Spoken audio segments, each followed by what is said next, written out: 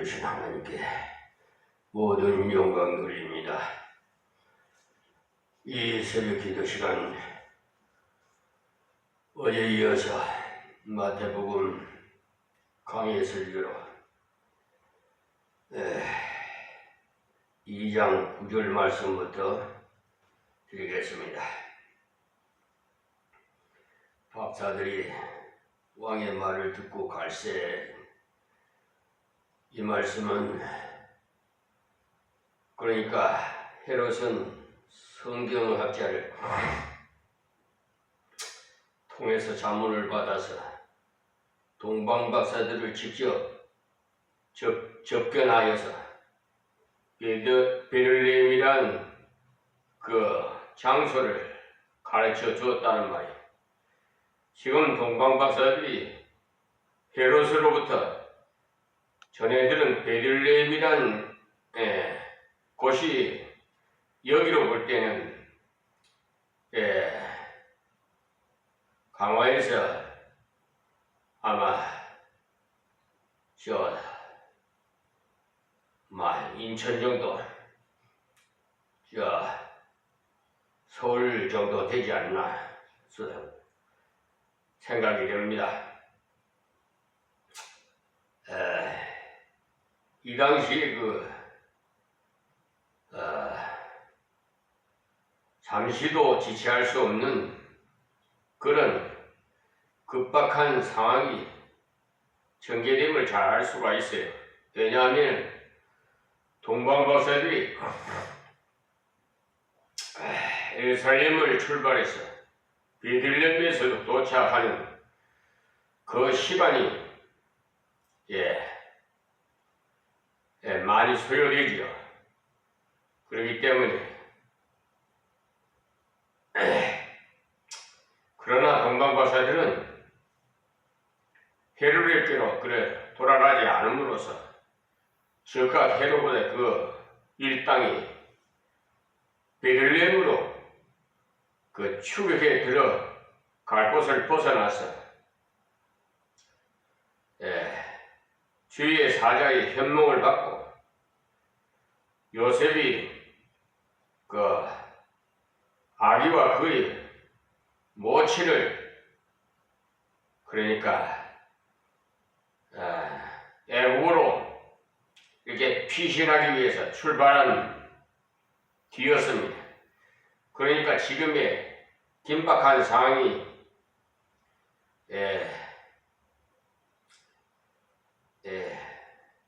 거리라든지 그런 시간에 있어서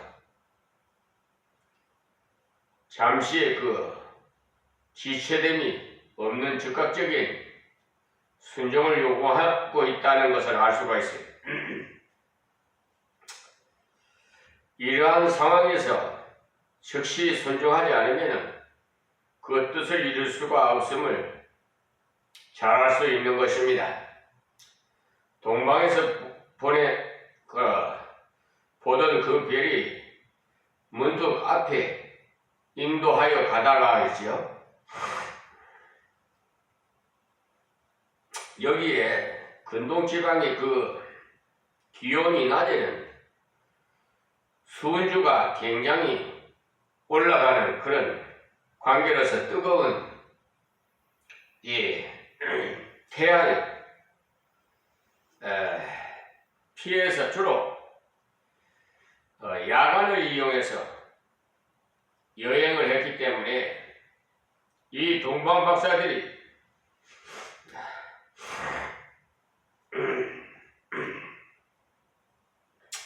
별의 인도를 받을 수가 있었던 것입니다. 지금도 유대 지방에서는 오전 10시에서 오후 3시까지는 사람의 출입이 별로 많지 않아요. 그래서 동방박사들이 밤에 한 별이 유대 방면으로 향해서 비치는 것을 발견을 하자 그들이 상고하던 그 민수기의 한 별 그 임을 깨닫고는 유대인의 왕이 나실 그 유대로 향해서 한별을 따라 유대에 도착하니까 낮은 구로 별이 사라지자 상식적으로는 왕은 예루살렘 왕궁에 계실 것이므로 판단해서 드디어 그들은 예루살렘 궁으로 발길을 옮김으로써 역사적인 헤롯과의 그 대면이 이루어진 것입니다. 그래서 헤롯으로부터 베들레헴이라는 지역을 확인하고는 잠깐 휴식을 취한 뒤에 해가 진 저녁에 베들레헴을 향해서 출발하여 한참 가니까 어두워지면서 바로 그 별이 다시 나타나서 동방박사의 그 일행을 인도해 가더라는 것입니다. 이것을 볼 때 이 별은 흔히 있는 보통 별이 아니고 하나님께서 주신 특별한 그런 이적의 별임을 알 수가 있습니다. 그리고 악이 있는 곳 위에 머물러 섰는지라. 그러니까 한 별이 동방박사의 일행을 계속 인도해 오다가 예수님이 탄생하신 그 집 위에 머물러 서더라는 거예요. 그러므로 이 별은 특별한 하나님이 주신 별임에 틀림이 없습니다.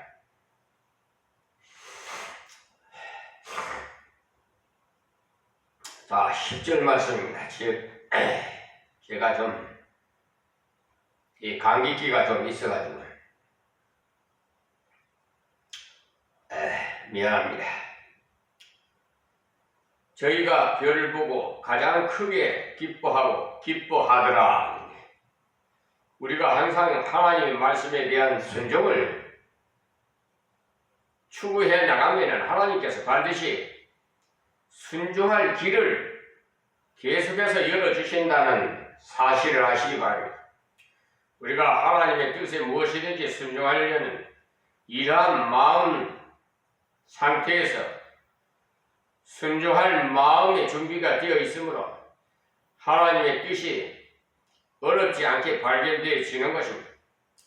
그러므로 하나님의 뜻을 깨달아진 만큼 순종해 나가면 순종할 길을 점점 더 열어주시고 또 확신을 줘요. 현인 씨의 현재 자신이 가진 믿음의 분량만큼 하나님의 말씀을 따라 믿음을 활용해 나감으로써 점진적으로 더 깊은 말씀을 순종하는 능력이 개발됩니다. 그러니까 단번에 어떤 그 완벽한 순종의 능력이 주어지는 것이 아니라 현재는 자신이 깊은 뜻을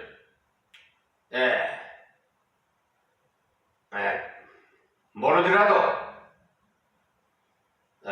깨닫는 대로 순종해 나가면 점점 더 깊은 뜻을 깨닫게 하십니다. 그러므로 그것은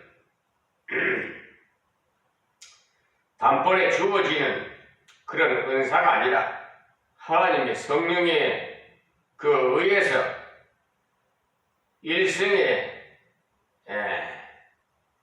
걸쳐서 날마다 순종의 생활을 따라 개발되어지는 것이죠.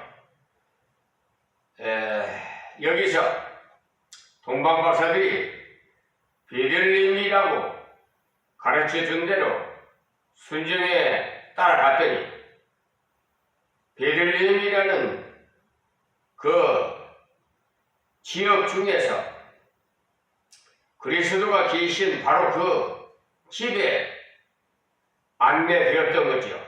그러니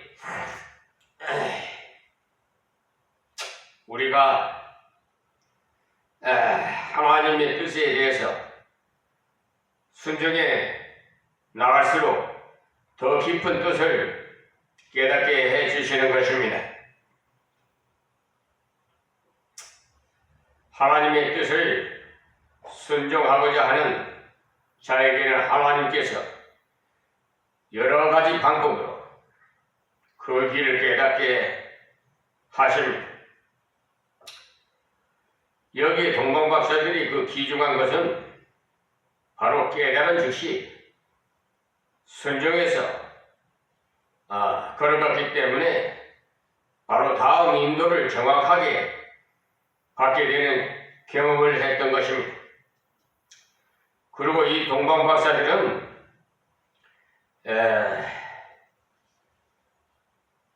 하나님의 그 인도하심을 받은 그곳에 대해서 전혀 의심하지 않고 당장 그 집으로 들어갔습니다. 다음 11절 말씀에 집에 들어가 아기와 그 모친 마리아와 함께 있는 것을 보고 엎드려 아기께 경배하고, 이 말씀은 여기에 기록된 대로 동방박사들은 분명하게 아기께 경배했다고 말씀하고 있습니다. 그리고 고배함을 열어 황금과 요한과 몰약을 예물로 드리니라. 여기에 아기께 경배하고 할 때의 경배라는 바로 자기를 완전히 굴복시키는 경배를 드린 후에 그 경배의 표로 아주 진귀한 예물을 드렸던 것입니다. 여기에 경배의 그 표로 드린 예물이 나중에 예수님의 가족들이 애굽의 피난 생활에서 소요되는 경비가 되었던 것입니다. 이 당시에 요셉이 돈이 얼마 되지 않아서 여관에도 들어가기 어려운 형편에서 외국 생활을 더욱 어렵기에 하나님께서 미리 이 동방박사들을 통해서 예물을 준비하게 만드셨음으로써 외국 생활의 경비가 넉넉하게 조달이 된 것입니다. 여기에 이 보물들은 그 당시에 대상들이 취급하던 가장 귀중한 상품과 품목들로서 어느 지역이서나 나라 간에 널리 통용되던 국제화폐의 가치를 지녔던 귀중한 물건이었다는 말이에요. 지금 말하면 달러 같은 것을 말하죠. 그래서 이 세 가지 예물로서 우리가 잘 아는 황금과 그리고 희귀한 나무에서 채취한 향수로 사용하던 유황과 또 특히 애국인들이 장례식에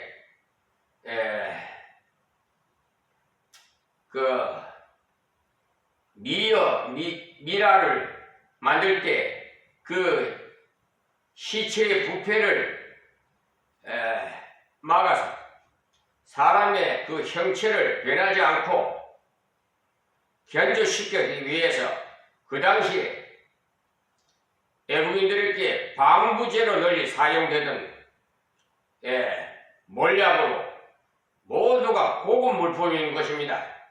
이렇게 황금, 유황, 몰약 이 세 가지를 예물로 드렸으니 후세에 이 사실을 추리해서 세 가지 예물을 각각의 박사들이 하나씩 드렸다고 해서 동방박사를 세 사람으로 주장하고 있습니다만 그것은 별로 신빙성이 없는 말입니다. 그러니까 이들이 당시에 그 최고의 귀중한 예물을 드린 것은 바로 예물로서 곧 헌신을 나타낸 거예요.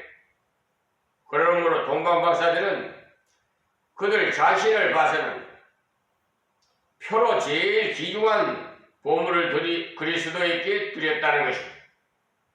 동방박사가 하나님께서 보내신 아들이신 그리스도께 경배한 것이 바로 그리스도를 보내신 하나님을 경배하는 것. 이들은 하나님께 경배함으로써 이제부터 죽는 날까지 모든 일에 있어서 하나님의 뜻을 따라 하나님의 섬기는 삶을 살겠다고 하나님께 완전히 굴복하는 것입니다. 그리고 그들이 하나님께 경배를 드리고 나니까 하나님께서 말씀을 주셨는데요.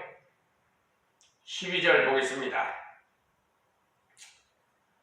꿈에 헤로데께로 돌아가지 말라 지시하심을 받아 다른 길로 고국에 돌아가니라.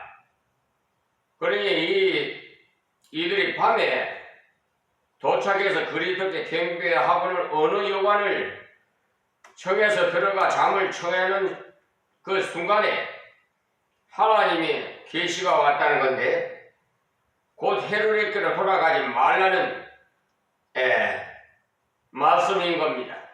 앞에서 말했듯이 예루살렘과 베들레헴과는 거리가 아주 작기 때문에 이 사람들에게는 사실 상당한 위협이 따랐으니 그들은 그것을 개의치 않고 지시하신 대로 다른 길로 고국에 돌아갔던 것입니다. 이렇게 하나님 말씀대로 순종해서 갔을 때 하나님께서 이들로 하여금 그의 본국까지 안전하게 돌아갈 수 있도록 보호해 주셨던 사실을 우리는 알 수가 있습니다. 그러니까 참 경배란 바로 자기를 온전히 버리고 아기 예수께 굴복하는 자세인 것입니다. 그러므로 아기 예수께 경배하는 것이야말로 참 믿음이 아니고는 불가능한 일인 거죠. 불가능한 일. 아기에게 경배하는 일은요, 하나님 말씀을 믿지 않고는 결코 금방난 아기에게 어떻게 정교한 박사들로서 결코 할 수 있는 일입니까? 그리고 이들의 경배가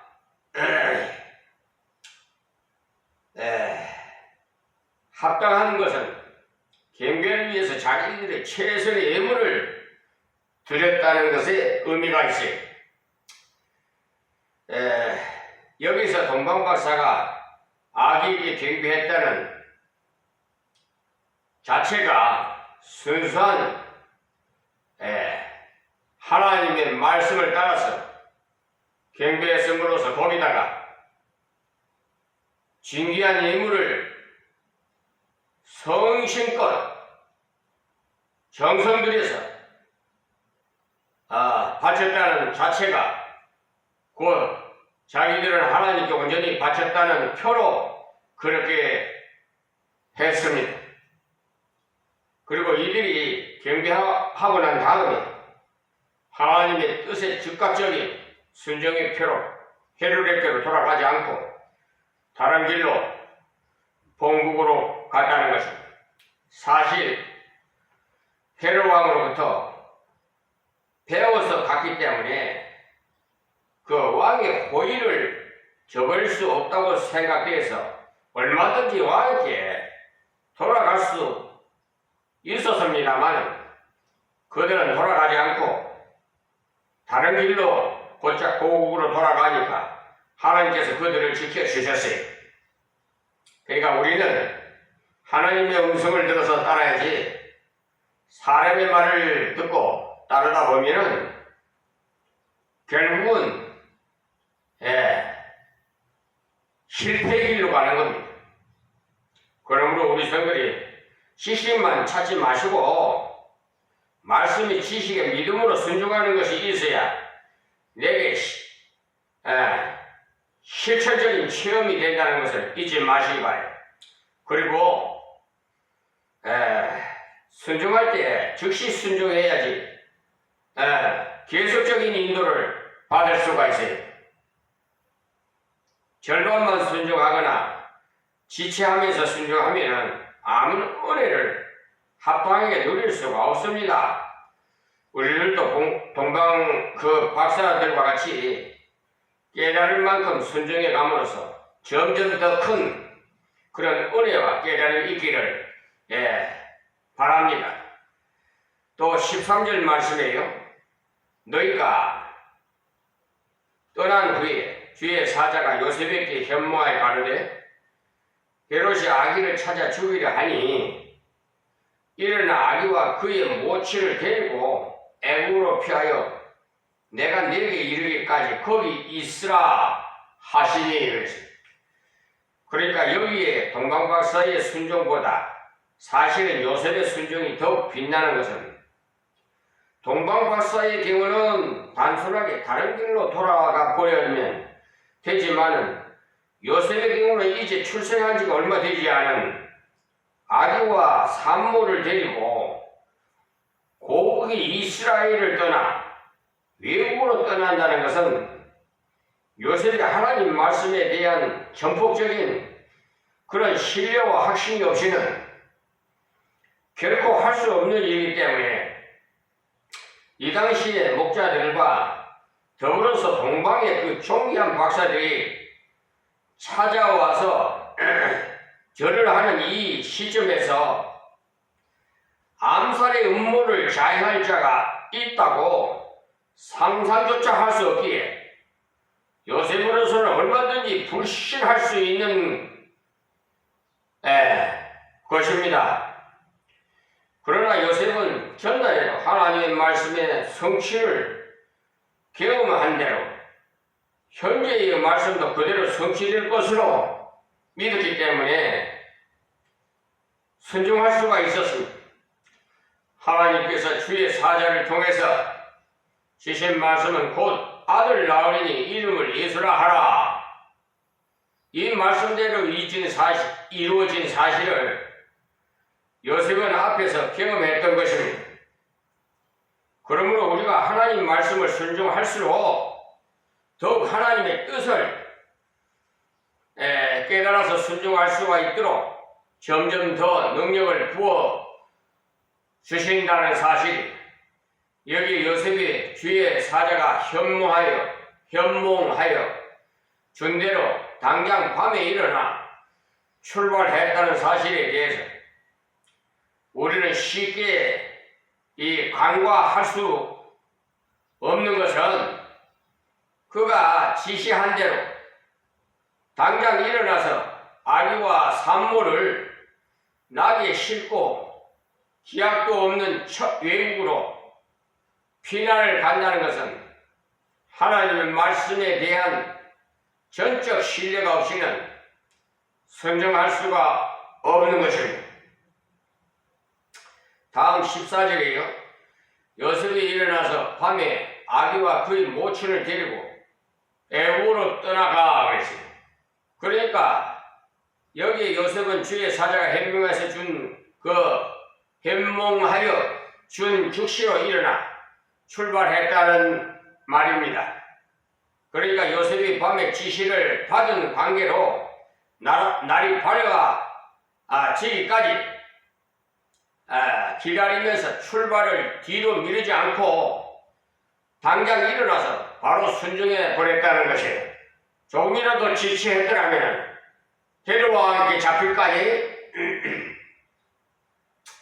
다음 15절 헤롯이 죽기까지 거기 있었으니 이는 주께서 선지자로 말씀하신 바 애굽에서 내 아들을 불렀다 함을 이루려 하심이니라. 그러니 이 말씀은 구약 호세아 11장 1절에 기록된 말씀을 인용한 것으로서 실제로 이 예언은 애굽에서 노예로 고통당하던 이스라엘 백성을 하나님께서 불러내서 구원하셨다는 말씀이나 이것이 그리스도께도 적용되는 이중적인 예언인 것입니다. 그러니 하나님께서 말씀을 주실 때는 감당할 수 있는 여건을 주셔서 순종할 수 있도록 하신다는 사실, 그것이 바로 동방박사의 예물을 통해서 애굽 피난 생활의 경비가 조달되게 하신 사실이고, 또한 요셉의 가족이 순종해서 애국으로 떠나감으로써 구약의 말씀대로 하나님의 아들이 애국 피신 생활에서 돌아오는 말씀의 성취를 실제로 생활에서 경험하게 되었다는 것입니다.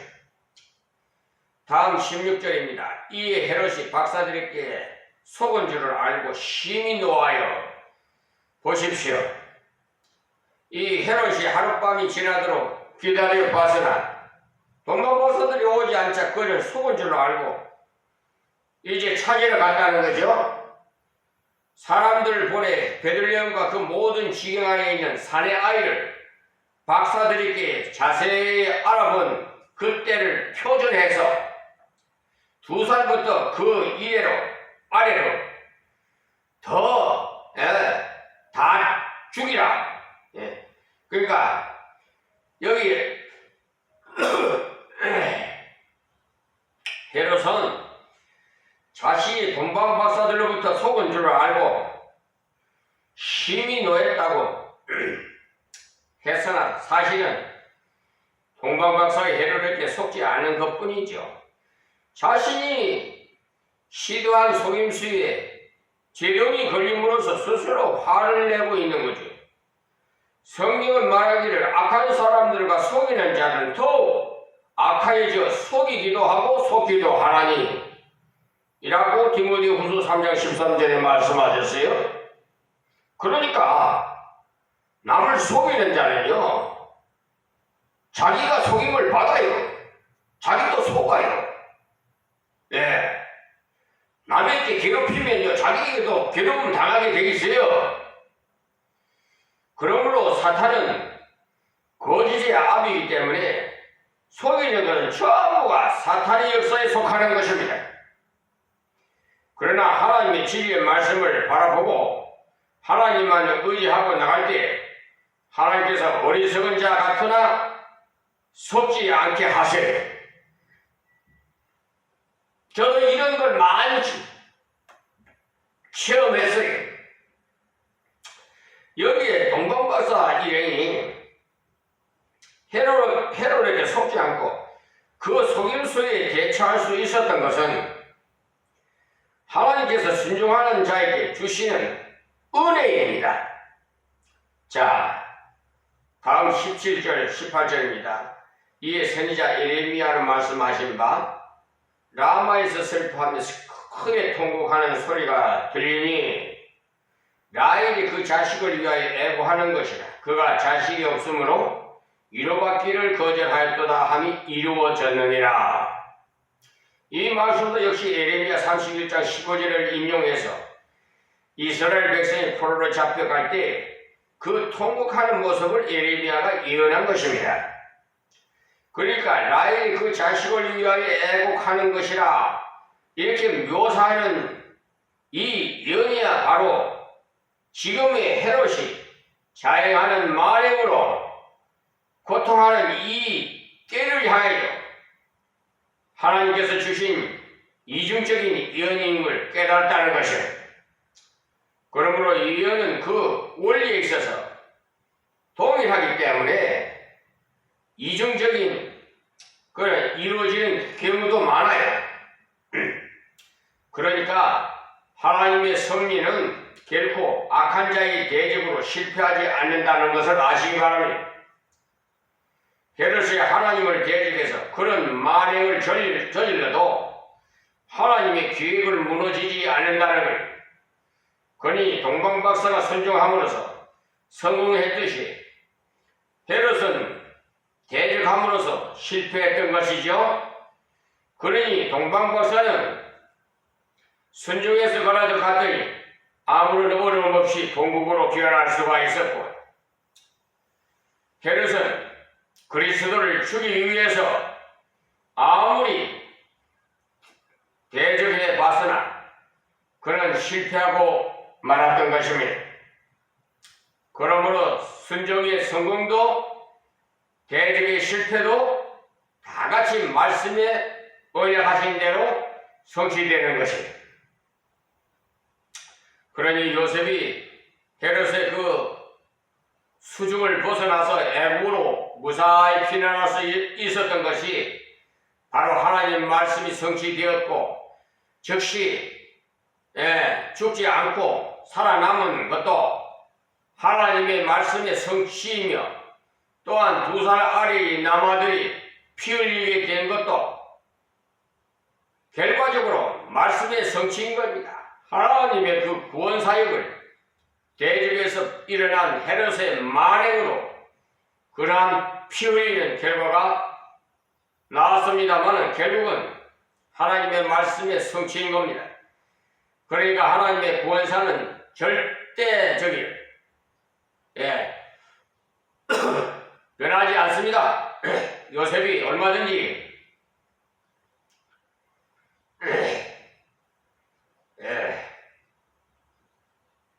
얼마 동안 애굽에 거했는지는 정확히 알 수가 없습니다만 오늘 여기서 말씀드리겠습니다. 하나님 감사하고 고맙습니다. 이 종이 감기에 목감기에 여러가지 상태가 좋지 않은 상태에서도 하나님께서 이 자리에 세워주셔서 하나님 말씀을 증거하게 하시니 감사합니다.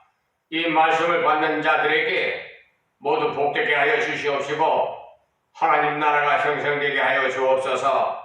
예수님의 이름으로 기도합니다. 아멘. 주여.